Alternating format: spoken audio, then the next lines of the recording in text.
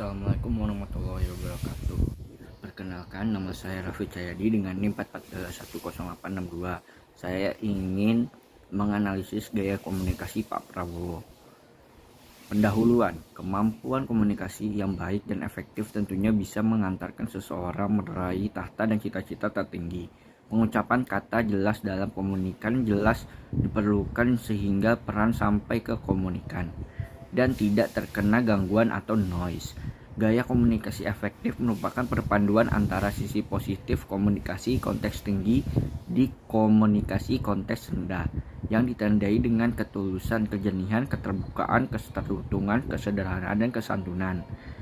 Proses penyediaan oleh komunikator harus bertautan dengan proses penyediaan oleh komunikan. Dan selanjutnya fokus penelitian. Maka fokus penelitian ini adalah gaya komunikasi yang terdapat dalam pidato Prabowo untuk menganalisis gaya komunikasi pada video spiritual Indonesian Freedom Technique baik secara verbal maupun nonverbal. Di antaranya sebagai berikut. 1. Gaya komunikasi.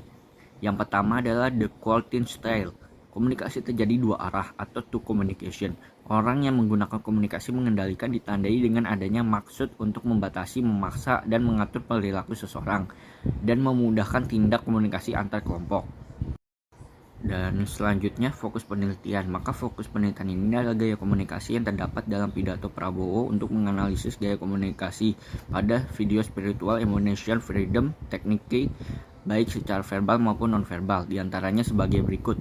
1. Gaya komunikasi. Yang pertama adalah the quoting style. Komunikasi terjadi dua arah atau two communication. Orang yang menggunakan komunikasi mengendalikan ditandai dengan adanya maksud untuk membatasi, memaksa, dan mengatur perilaku seseorang dan memudahkan tindak komunikasi antar kelompok. Dan selanjutnya hasil dan pembahasan dari gaya komunikasinya yang menjadi bagian dari cara menyikapi situasi dan kondisi politik di tanah air. Prabowo menunjukkan sikap terbuka dan legowo. Sikapnya membawa angin sejuk bagi situasi politik Indonesia. Padahal sebelum proses gugatan ke Mahkamah Konstitusi, publik melakukan prediksi bahwa Prabowo akan melakukan tindakan yang dapat merugikan bangsa dan negara. Namun faktanya, justru tindakan komunikasi Prabowo menunjukkan kedewasaan dalam berpolitik. Prabowo merupakan mantan Danjen Kopassus yang Poskotrat.